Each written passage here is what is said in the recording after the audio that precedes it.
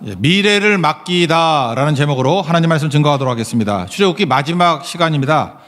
질문으로 전체를 한번 마무리 지려고 합니다. 질문이 뭐냐면 어떻게 금송아지를 만든 사람들이 나중에 거룩한 성막을 지을 수 있었을까? 겉으로 볼 땐 말이 안 되죠. 근데 실제로 그런 일이 벌어졌다는 것입니다. 이유는 뭐냐? 용서가 있었기 때문에 그렇다는 거예요. 그래서 용서의 능력은 창조의 능력과 동급이다. 오늘 이게 핵심입니다. 용서의 능력은 창조의 능력과 동급이다. 이거를 깨닫게 된다 그러면 우리 출애굽기 전체를 이해하는데 큰 힘이 될 것입니다. 내용이 이렇습니다. 25장부터 31장까지가 성막을 이렇게 지으라라고 하는 명령이 있습니다. 그리고 32장부터 35장까지는 금송아지 우상 숭배를 하는 바람에 중단이 되죠. 그러다가 다시 36장부터 40장까지 성막 지으라는 대로 짓는 실행이 벌어지게 됩니다. 그러니까 사실 가운데 이게 빠져야 되는 건데 가운데 불순종이 있다라는 것입니다. 근데 어떻게 동일인이잖아요. 금송아지 우상 숭배하던 자들이 어떻게 성막을 지을 수 있는가? 그 중간 블랙박스에 뭐가 있습니까? 용서가 있다는 거예요. 용서. 그러므로 용서는 새로운 것을 만들어내는 능력이 있습니다. 우리가 창조 그러면 대단해 보이지만 창조와 동급이에요. 용서가 있을 때 재창조가 이루어지게 된다는 것입니다. 창조가 뭡니까? 무에서 유를 만들어내는 거 아니에요. 아무것도 없었는데 유를 만들어내는 거죠. 그 창조라 그러잖아요. 용서가 그렇습니다. 용서가 근거가 내게 있는 게 아니에요. 아무런 것들이 없는 무에서부터 그걸 은혜라 그러죠. 원인이 내게 없다. 은혜로 말미암아 은혜가 용서거든요. 용서가 이루어졌을 때 재창조가 이루어지게 된다라는 것입니다. 여러분 출애굽기를 읽어보면은 거기에 한 7번 정도 안식일을 지키라 이런 얘기가 나와요. 그럼 우리는 얼핏 볼 때 별 생각 없이 읽으면 이런 거죠. 하나님이 바본가? 왜 똑같은 얘기를 자꾸만 또 하고 그러나? 중요하기 때문에 반복이다 이렇게 생각할 때가 있죠. 그런데 안식일을 명령할 때의 내용을 보면은 앞에 있는 모든 말씀을 다 하시는 것이 완성이 되었다 그런 뜻이에요.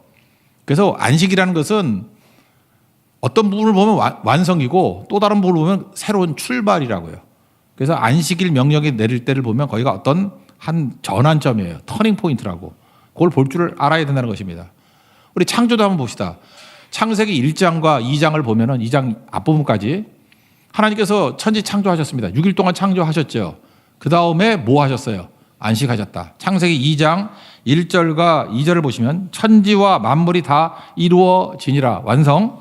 하나님이 그가 하시던 일을 일곱째 날에 마치시니 그가 하시던 모든 일을 그치고 일곱째 날에 안식하시니라. 그러니까 하나님께서 창조를 완성하셨다. 그게 안식.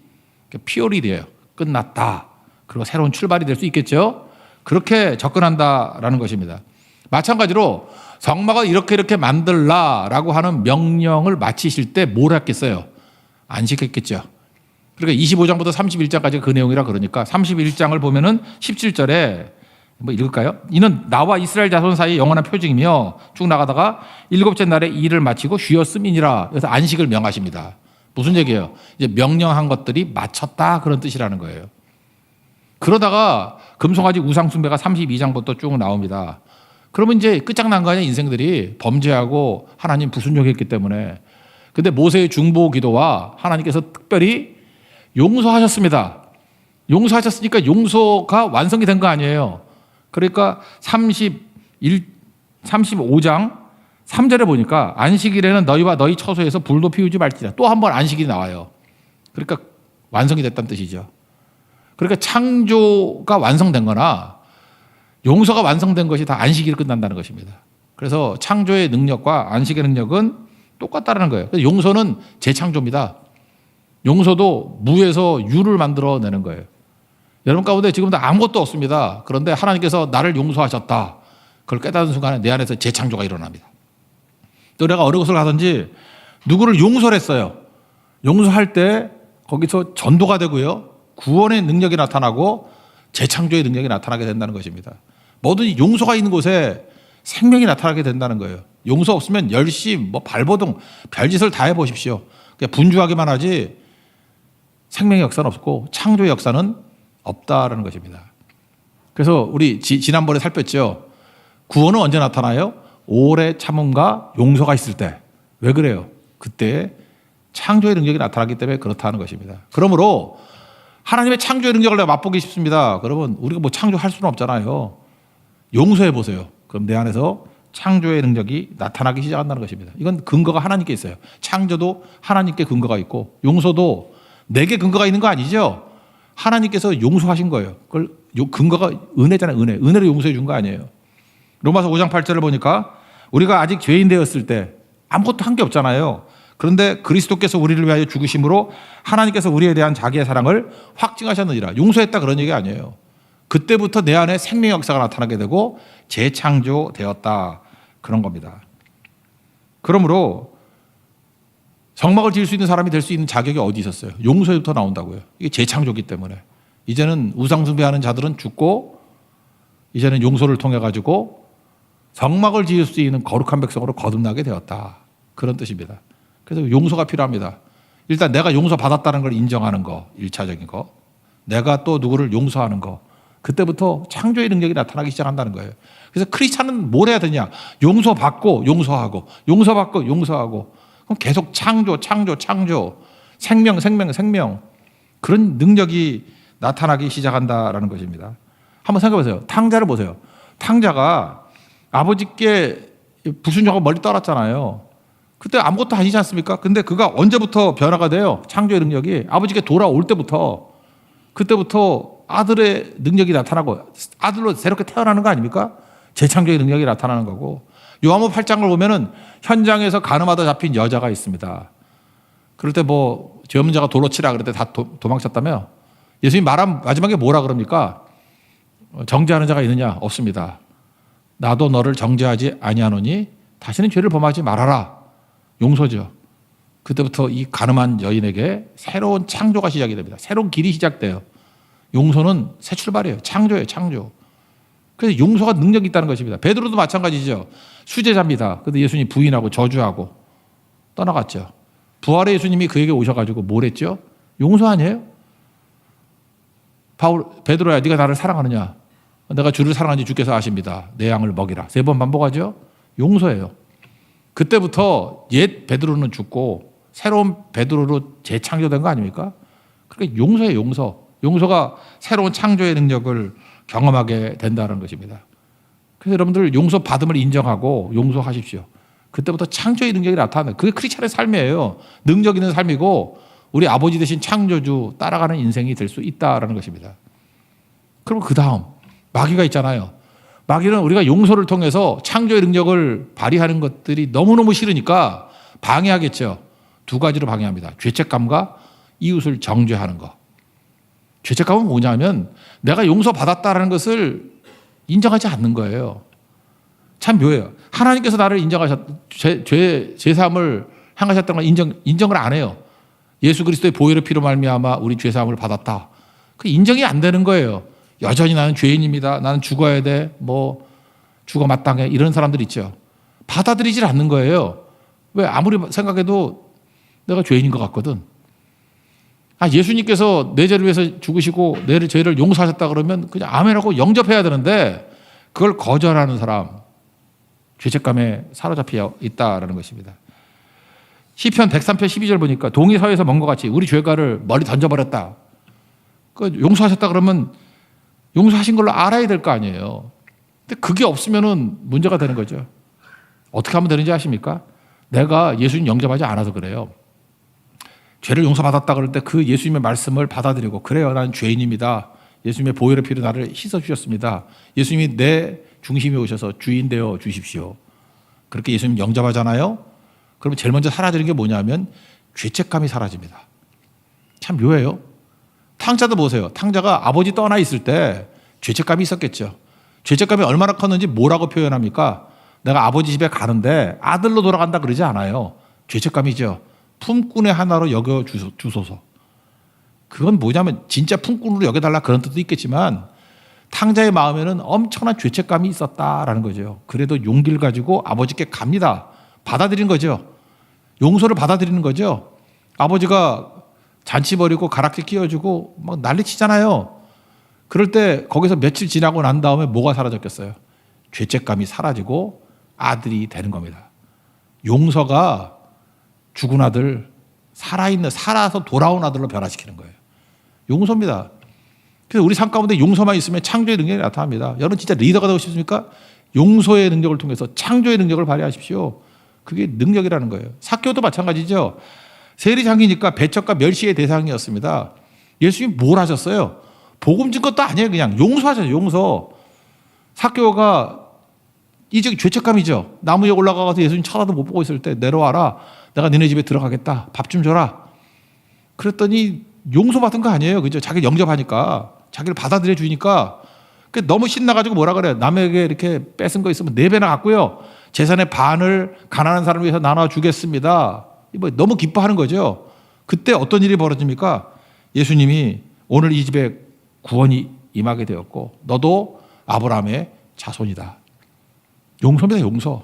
용서가 이런 놀라운 새로운 능력의 역사를 이루게 만든다는 것입니다. 여러분 지금도 죄책감 때문에 소화도 잘 안 되고 잠도 잘 안 오시고 약을 먹어야 주무시고 그 왜 그러냐면 속에 죄책감이 있기 때문에 그래요. 우리는 알게 모르게 다 죄책감들이 있습니다. 죄책감은 어떻게 하면 이겨내느냐가 아니라 예수님의 용서를 받아들이지 않았기 때문에 그래요. 예수님 용서하셨습니다. 받아들이십시오. 그걸 어떻게 하면 되느냐. D.L. 무디 케이스가 있잖아요. D.L. 무디가 집회를 하는데 어떤 청년이 와가지고 난 죄인입니다. 고백을 해서 기도하고 예수님이 다 사해 줬어. 그 다음날 또 왔더래요. 똑같은 죄를 얘기하면서 아직도 내가 죄인이라고 또 기도했대요. 3번째 나라 올 때 혼을 냈다 그러지 않습니까? 야 임마 뭐 영어니까 그렇게 얘기 안 했겠지. 야 임마 예수님이 용서하셨다는데 네가 뭔데 자꾸 아니라고 우기냐. 네가 예수님보다 더 능력이 있냐. 예수님이 사했다 그러고 사해진 거지 왜 네가 자꾸 아니라 그래. 그리고 뭐라 그랬어요. 예수님 마음에 모시고 예수님 명령을 하려고. 네가 주인이니까 내가 받아들이고 안 받아들이고 내가 결정한 거 있는 거 아니에요. 예수님 내 주인이 되시면 내 안에 오셨다는 게 뭐예요? 나를 용납하셨다는 거 아니에요? 용서하셨다는 거 아니에요? 그럼 죄책감이 사라집니다. 그래서 믿는 자는요 죄책감에 머무를 수 없어요. 왜? 예수님 나의 주인이기 때문에. 그래서 내가 용서받을 때 내가 새로운 창조를 맛보게 되는 거예요. 옛사람은 죽었고 새 사람이 되었다. 그거를 요한복음 3장 표현하면 거듭남, 본어게인 그런다고. 용서가 창조를 이루게 만든다는 것입니다. 다른 사람에게도 우리가 창조의 능력이 나타나는 것이 싫어가지고 마귀가 또 쓰는 게 뭐냐 하면 정죄, 이웃을 정죄하는 거.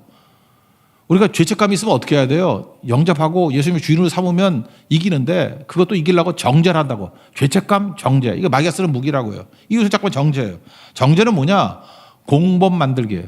공범. 우리는 편안할 때 예수님을 영접해서 죄책감이 사라지게 만드는 것이 정도인데 우리는 엉뚱한 길로 가버립니다. 남을 정죄하는 걸 통해 가지고 죄책감에서 조금 벗어나려고. 원래 죄인이 죄인을 좋아하죠. 예배 때나 뭐 여러분들 지각해 보셔서 저도 지각을 한 점이 있는데 지각하면 죄송하잖아요. 미안하잖아요. 고개 팍 숙이고 있는데 지각한 사람이 제일 반가워하는 사람이 누구죠? 자기보다 더 늦게 오는 사람. 막 안내위원이 돼가지고 여기 앉으라 그러고 막 화색을 띠면서 되게 친절해져요. 이유가 뭐죠? 공범. 나도 죄인인데 너도 죄인이구나. 그게 정죄거든요. 정죄는 죄인 만드는 거예요. 죄인 만드는 거. 그래서 여러분들 그 죄를 짓는 거 보면은 굉장히 인심이 후하다 그러죠.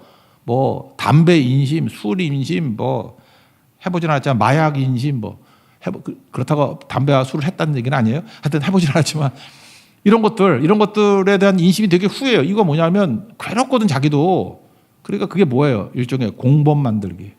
죄인은 죄인을 만들기 원해요. 같이 담그자, 그죠? 같이 흙탕물에 손 담그자. 그건 답이 아닙니다. 그냥 마귀는 항상 죄책감과 정죄를 통해서 우리를 깨지게 만든다는 것입니다.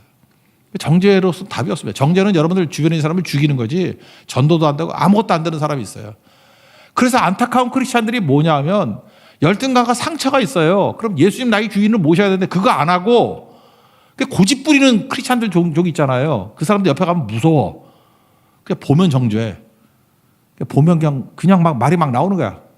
그래서 막 상처 주고 주변 사람들. 이유가 뭡니까? 공무 만들어요. 나도 괴로우니까 너도 괴롭자 그거 아니에요? 마귀의 종도하는 걸 모르고 있다는 것입니다. 로마서 8장 1절. 그러므로 이제 그리스도 예수 안에 있는 자에게는 결코 정죄함이 없나니 2절. 이는 그리스도 예수 안에 있는 생명의 성령의 법이 죄와 사망의 법에서 너를 해방하였습니다. 이제 우리 정죄 안 합니다. 예수 안에서 해방됨을 누리게 된다는 거예요. 그러므로 여러분들 우리가 구원받는 건 실력으로 구원받지 못합니다. 동시에 못남으로 버림받지도 않아요. 주님의 용서를 받아들이면, 내가 또 용서하면 이런 놀라운 능력이 나타나게 된다는 것입니다. 그러므로 핵심, 내가 창조의 능력을 느끼려고 그러면 용서를 받아들이십시오. 예수님이 나의 주인이시고 예수님의 십자가의 능력으로 내 죄가 사해졌음을 받아들이십시오. 그게 영접이에요. 그럼 내 안에서 창조의 능력이 나타납니다. 그리고 이 세상에서 빛으로 능력 있게 살아갈 수 있는 길이 무엇인가? 예수의 이름으로 용서하고 사십시오. 묘해요. 용서하면 사업이 됩니다. 용서하면 나라가 돼요. 그런 거 있지 않습니까? 이거 흉내내가지고 어떤 뭐 왕이 됐든지 뭐 대통령이 됐든지 새롭게 취임하면 제일 먼저 하는 일이 뭐예요?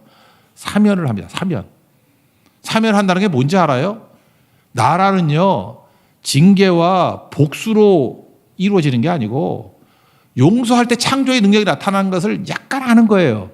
그래서 사면하는 겁니다. 용서해 주는 거예요. 그때부터 창조의 능력이 나타나기 시작해요. 여기저기서 살기 시작한다고. 여러분들 인생 가운데 주변을 사면하십시오. 사면해 주라고요. 창조의 능력이 나타납니다. 막 살아나는 능력이 나타나게 된다는 것입니다. 그러므로 용서의 능력이 창조의 능력과 동급이다. 출애굽기에서 이 내용을 붙들 수 있는, 그게 구원이에요. 구원. 이 구원의 능력을 체험하는 믿음의 종 되기를 바랍니다. 그래서 36장부터 이제 다시 성막 만드는 게 실행되죠. 시작이 뭐로 시작되느냐 하면은 헌물을 드리는 것으로 시작이 된다고요. 헌물을 드리는 거. 이거는 용서받고 용서한 백성들이 어떤 모습으로 새롭게 창조가 되는지를 보여주는 겁니다. 드림이 있다는 거예요. 드림. 그래서 36장에 샘플로 5절만 읽어드리면, 모세에게 말하여 이르되 백성이 너무 많이 가져오므로 여호와께서 명령하신 일에 쓰기에 남음이 있나이다. 엄청 갖고 와가지고 막 남아 돈다. 배웠죠? 36장에 나오는 얘기라는 것입니다. 자기의 것을 내놓습니다. 헌물합니다. 헌금합니다. 그러니까 요즘식으로 하면 그냥 돈을 내놓습니다. 여러분, 돈을 드린다는 게 뭐죠? 미래를 드린다라는 것입니다. 돈을 드린다는 게 뭐예요? 미래를 맡긴다, 그런 뜻이에요. 여러분, 그 연세 드신 분들 뭐 적금 들죠? 연금 들죠? 그거 뭐죠? 미래를 내가 준비한다, 그런 뜻 아니에요? 연금 들어놔가지고 노후 준비하는 거죠. 내가 미래를 준비할 거야. 그런데 이들은 돈을 하나님께 드려요. 무슨 얘기예요? 미래를 내가 책임지는 게 아니라 하나님이 책임지신다. 다시 말해서 미래를 맡긴다, 그런 뜻이라고요. 왜 이게 가능하죠? 용서받은 백성은 거듭나게 되기 때문에 내 주인이 예수님이 되시는 거예요. 그래서 이제는 미래가 하나님께 있다는 것을 믿게 된다는 것입니다. 이번 어제까지 제주 선교를 다녀왔는데 저는 우리 성도들이 참 존경스럽고 감사하더라고요. 시간과 물질과 마음을 헌신했습니다. 제가 볼 때 그래. 그분들의 마음은 뭔지 알아요? 미래를 내가 개척한다는 게 아니에요. 미래를 하나님께 드립니다. 미래를 맡깁니다. 하나님이 책임져 주실 것입니다. 그게 중요한 거죠. 여러분, 미래를 내가 선택하고 내가 준비한다고 되는지 아십니까? 안 돼요. 안 된다고. 저도 목회를 해보니까 보이지 않습니까? 자기가 아무리 용의주도하게 준비한다 할지라도 여러분, 인생 사기 당하는 거 알아요? 제가 하는데 유능한 변호사가 보이스피싱에 넘어가더라고. 원래 그런 거 도와주는 게 변호사 아니에요? 근데 진짜 유능한 변호사예요. 근데 변호사가 넘어갔어요. 그렇다는 얘기는 누구도 방심할 수 없다는 것입니다. 다 당할 수 있어요. 인간은 그게 약하다고. 사기에 당할 수 있고요. 실수로 넘어질 수 있고, 경제 환경이 변화가 돼가지고 넘어질 수 있어요. 그래서 내가 내 인생 책임 못 집니다. 미래 내가 준비하는 거 아니에요. 하나님이 지켜주셔야 되는 거지 안 되는 거죠. 우리 광야 같은 인생 가운데 함정이 한두 군데 있는 게 아닙니다. 내가 다 파악 못해요. 주님이 지켜주셔야 돼요.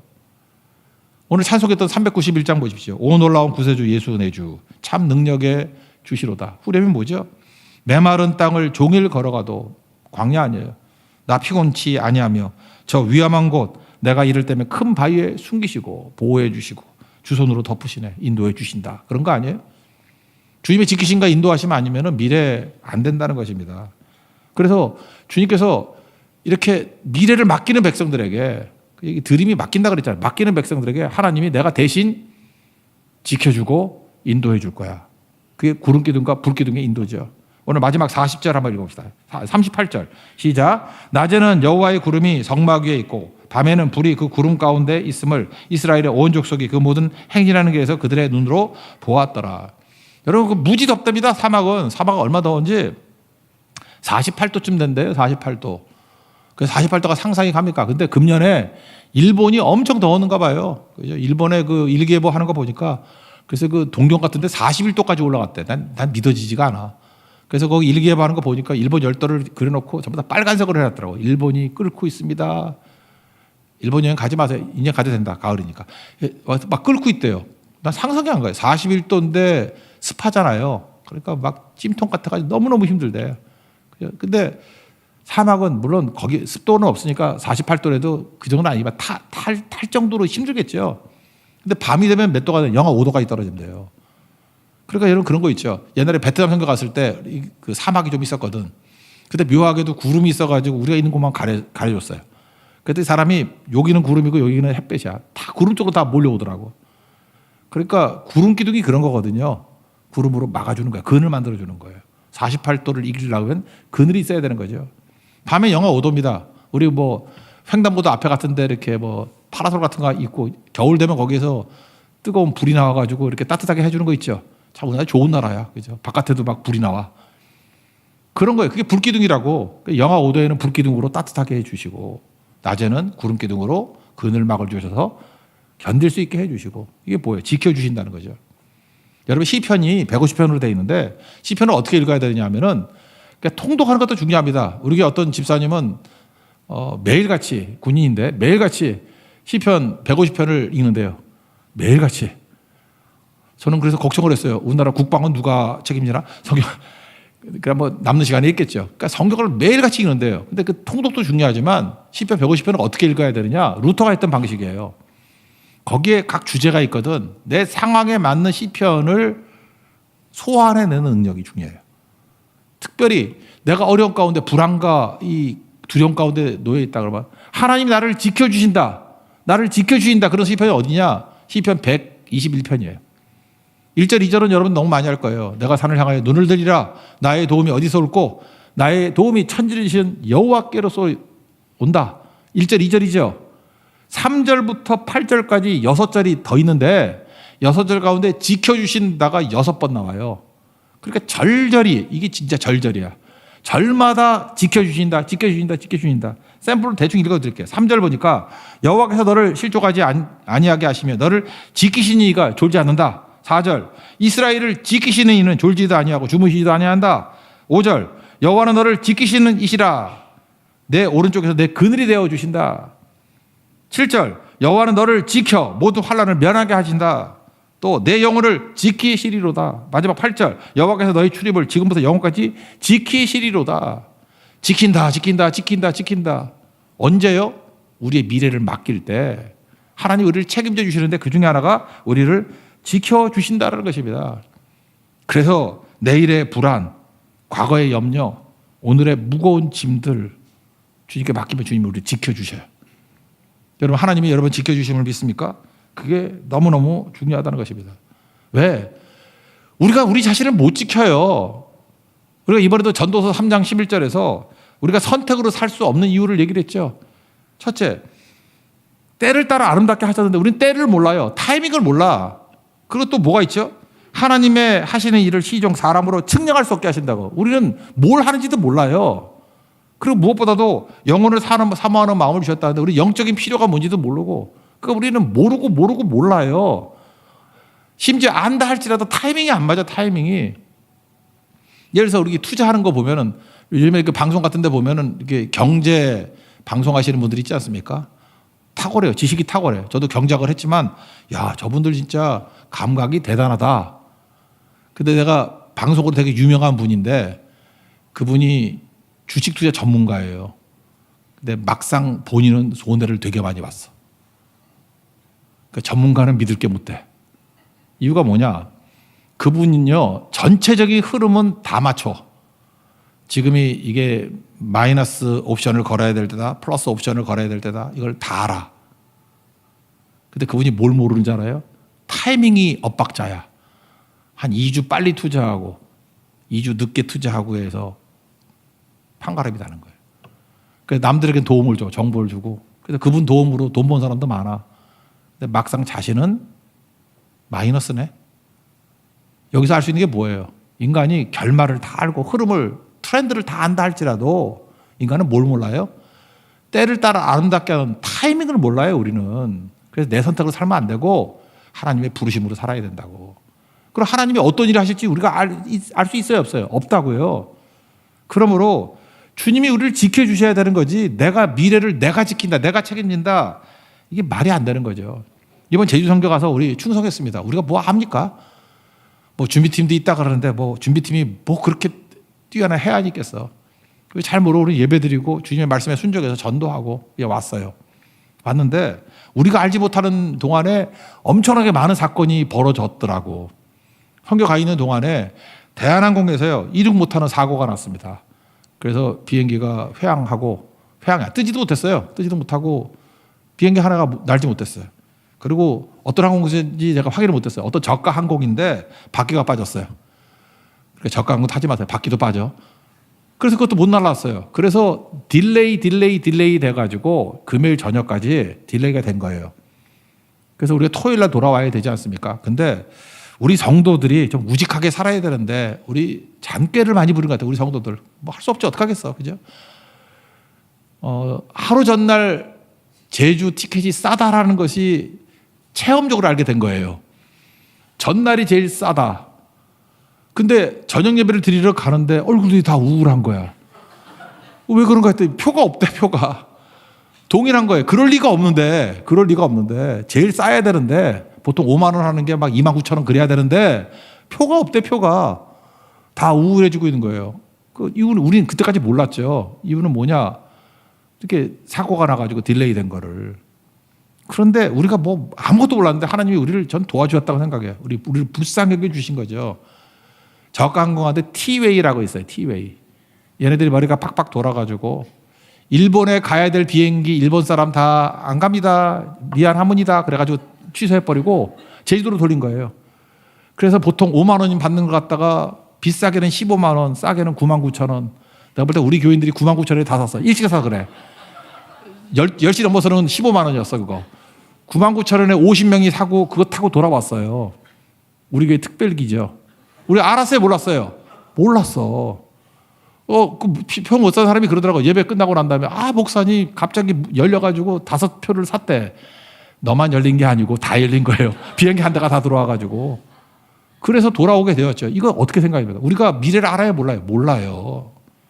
하나님이 지켜주시고 보호해주셨다밖에, 우리를 불쌍히 여겼다밖에 더 되겠어요? 우리 잘난 게 뭐 있어요? 그냥 불쌍히 여겨준 거지. 원래 그렇게 하루 전날 하면 안 되는 건데, 그지? 좀 미리미리 해놔야 되는데. 우리가 또 약잖아. 약가 빠져가지고. 헛똑똑이 아니야, 헛똑똑이. 그거 어떡합니까? 그렇게 된 거죠. 또 어떤 분들은 믿음이 너무 좋아가지고, 그래, 안 간다고 말지. 새벽 비행기를 타겠다고, 오늘 아침, 주일 아침에, 거기서 어디서 잤는지 모르겠어. 어디서 엎어져 자다가, 일찍 비행기 아시아나를 타고 올라 그랬는데, 난 그런 얘기 또 처음 들어봤어요.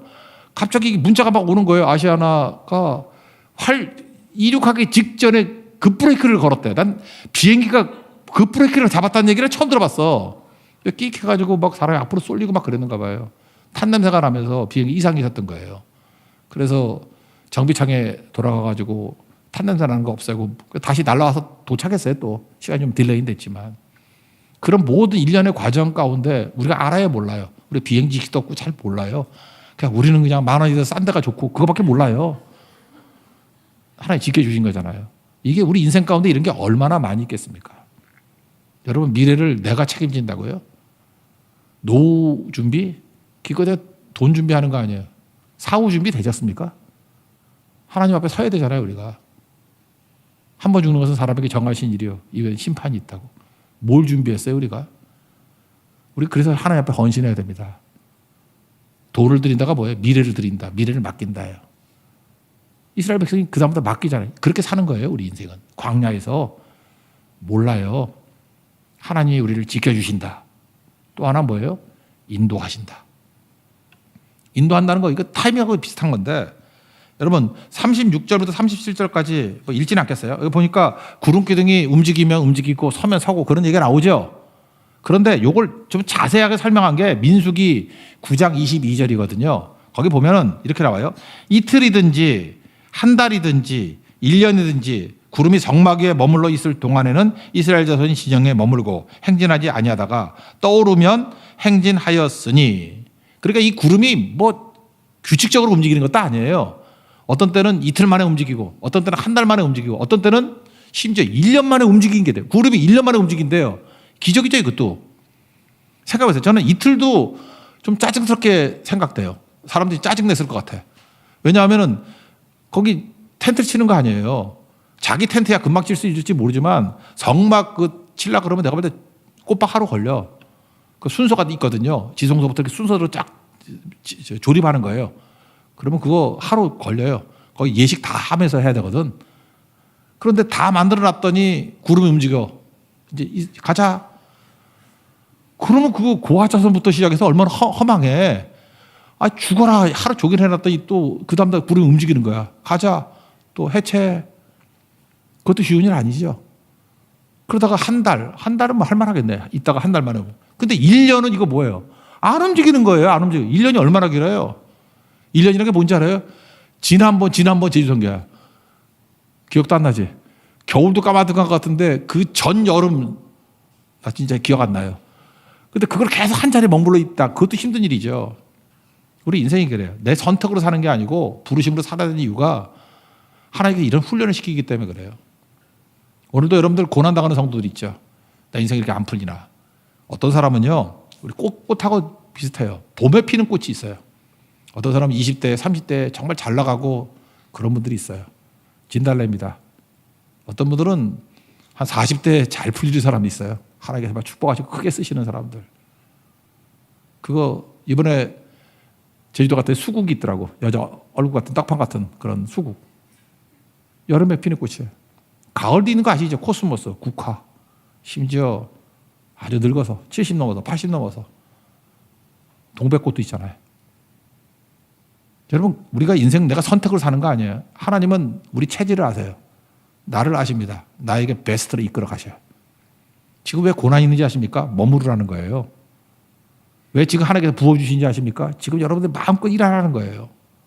누가 결정해요? 내가 결정하는 게 아니라 하나님이 부르시는 거예요. 그래서 인생은 선택으로 살지 않고 부르심으로 삽니다. 부르심으로 산다는 건 뭐냐면 나의 선택권을 하나님께 맡긴 사람이에요. 그게 크리스찬이라고. 하나님께 맡기면 그냥 맡기고 아무것도 안 하는 게 아니라 맡기고 난 다음에 우리는 뭘 봐야 돼요? 구름을 봐야 돼요. 구름이 매일같이 구름이에요. 근데 그 구름이 매일 평범한 구름이 아니죠. 서 있는 구름, 움직이는 구름 다르죠. 말씀을 산다는 게 그거예요. 날마다 새벽마다 말씀 똑같이 듣다가 어느 순간 말씀이 우리를 이렇게 들끓게 움직이게 만들어요. 그게 움직이는 구름입니다. 순종하십시오. 인생은 대박으로 사는 거 아니에요. 순종으로 사는 거지. 그럴 때 하나님께서 하나님의 타이밍에 하나님의 뜻을 이루기 위해서 나를 부르시고 영적이 뭐라 해서요? 끝이 좋다. 선하다는 건 좋다거든요. 영적인 선하심을 베풀어 주십니다. 그게 우리 크리스찬의 삶이에요. 광야 생활은 부르심 따라 사는 인생이 돼야 된다는 것입니다. 전체 요약하면 출애굽기 전체의 메시지는 구원인데 구원은 언제 나타나느냐? 용서에서 나타납니다. 용서는 출애굽 구도가 창조의 능력과 용서의 능력이 거의 대등해요. 창조 이루고 난 다음에 안식했고요. 용서가 이루어지고 난 다음에 안식해요. 새 출발하는 거죠. 우리 인생도 용서를 받아들이십시오. 여러분에게 창조의 능력이 나타납니다. 용서하십시오. 우리 크리스찬들이 창조의 능력을 발휘하게 될 거예요. 마귀의 방해는 죄책감과 정죄예요. 이거 이겨야겠죠? 꺾어버리고 용서를 받아들이고 창조의 능력을 행하게 될 때 우리에게 어떤 변화가 나타나느냐? 하나님께 맡기게 됩니다. 돈을 드린다는 건 미래를 드린다는 거예요. 미래를 맡긴다는 거예요. 그럼 하나님이 책임져 주시고 두 가지 지켜주시고 인도해 주신다는 거예요. 그럼 100% 승리합니다. 믿습니까? 하나님의 지켜주심과 하나님의 인도하심 가지고 날마다 승리하는 하나님의 거룩한 종 되기를 축원합니다. 자리에서 일어나겠습니다. 하나님의 부르심 찬양하겠습니다.